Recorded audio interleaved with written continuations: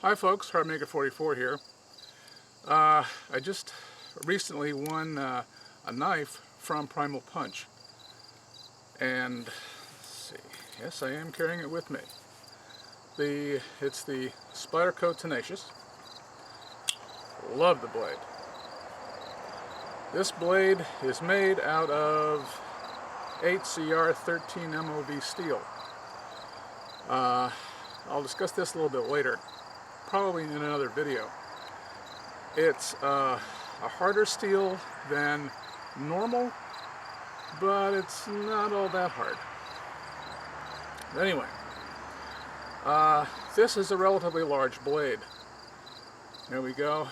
The sun's at an odd angle here. Can't help it. I carry this blade in my pocket, and I started thinking,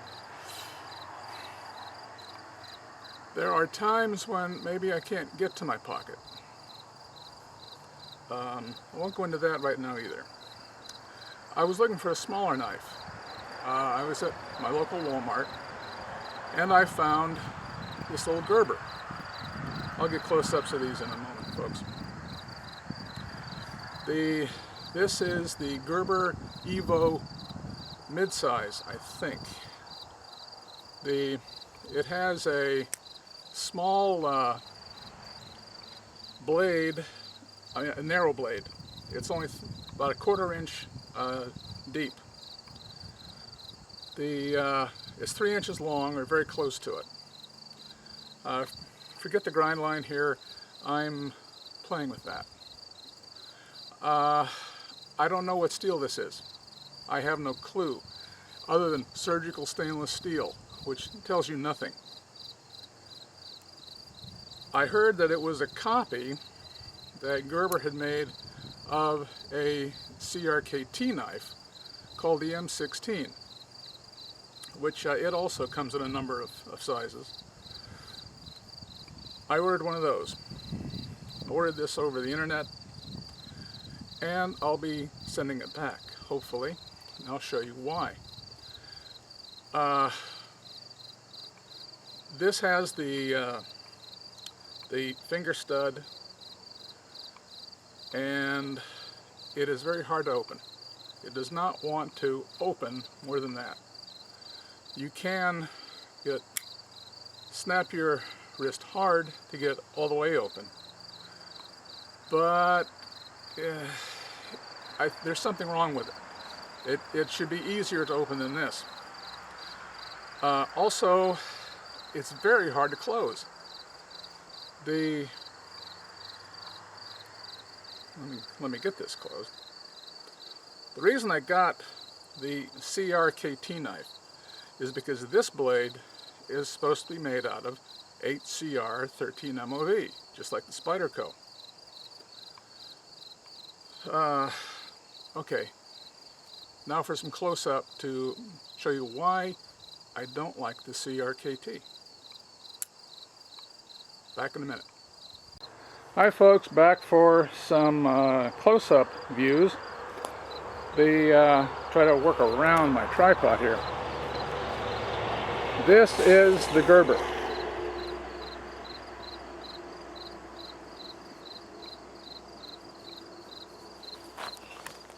Excuse me.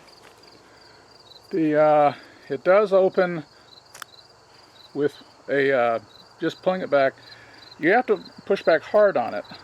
Again, forget about, well, where's my hand? There we are. Forget about this here. This,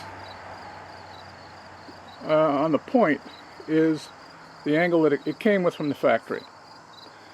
It's a hollow ground blade, and I'm trying to change that where the serrations aren't. I'm trying to change this to an angle that I think it ought to be. Okay, now, as you can see, I hope, this is a liner lock. There is a liner inside the handle that serves to block the blade.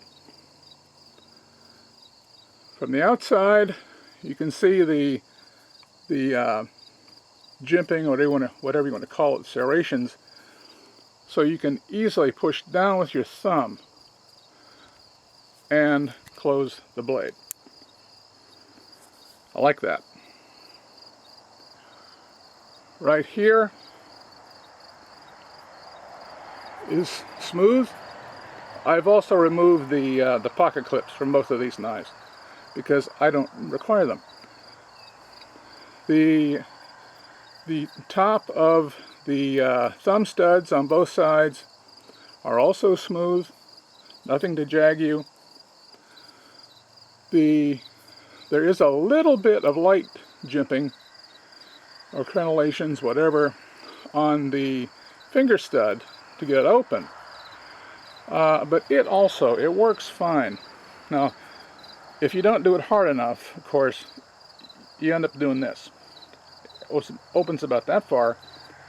You can either use your thumb to get all the rest of the way open, or just snap your wrist. There is nothing on this knife to jag your pocket, to mess up with the inside of your pocket fabric, whatever, including these protrusions that help hold the blade steady. This is the Gerber Evo Mid-size, or MID, whatever that might stand for. I assume it was mid-size, but I don't think they make one smaller. Here is the CRKT. The CRKT, again, I showed. I'll show it this way. The crenellation or jimping is very deep on this. It feels much like the hammer of my Smith & Wesson 39-2 9mm, only smaller. It's sharp on the end, which you probably can't see. I mean, it's not rounded over a bit.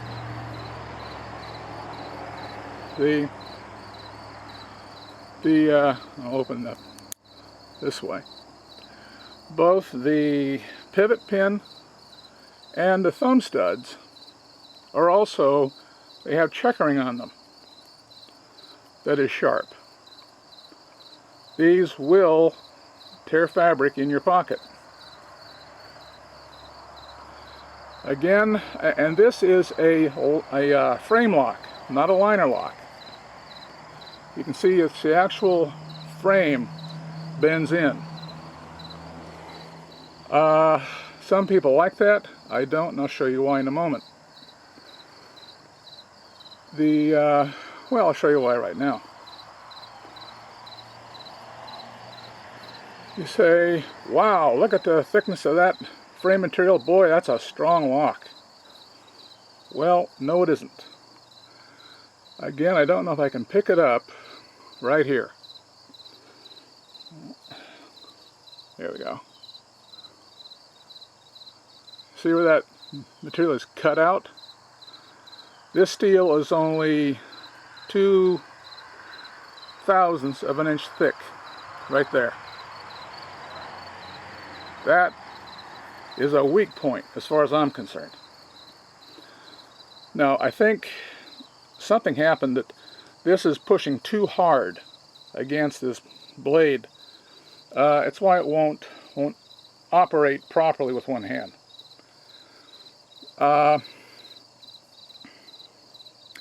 Both knives have a smooth finish on them, which I dislike because it's kind of slippery. But anyway, on this CRKT, there's no teeth here. There's no teeth on this, and I haven't been able to close this because I can't grip it with my thumb. So I literally have to go in, push down, and then use two hands to close the blade.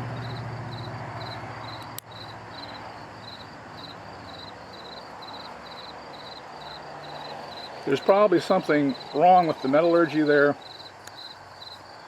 Anyway, the other thing I wanted to show with this, right in here.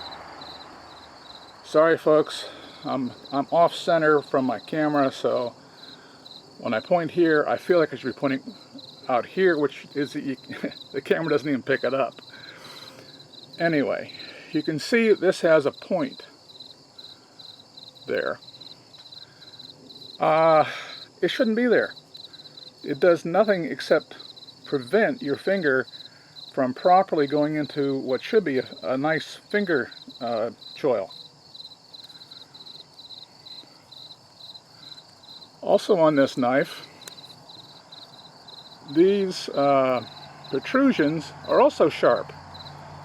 They can also dig into the fabric of your pocket.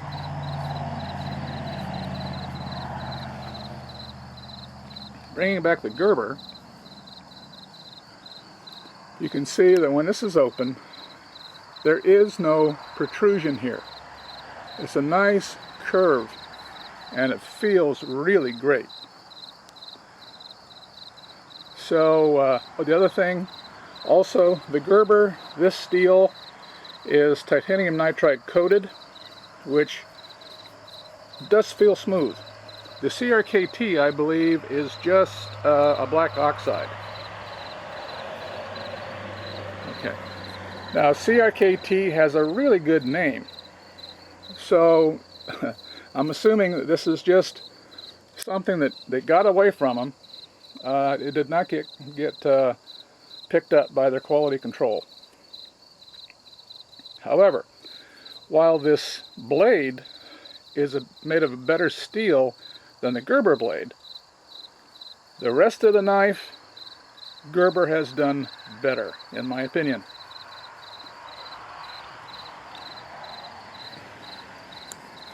Well, that's it, folks. So, I'll catch you later. Bye.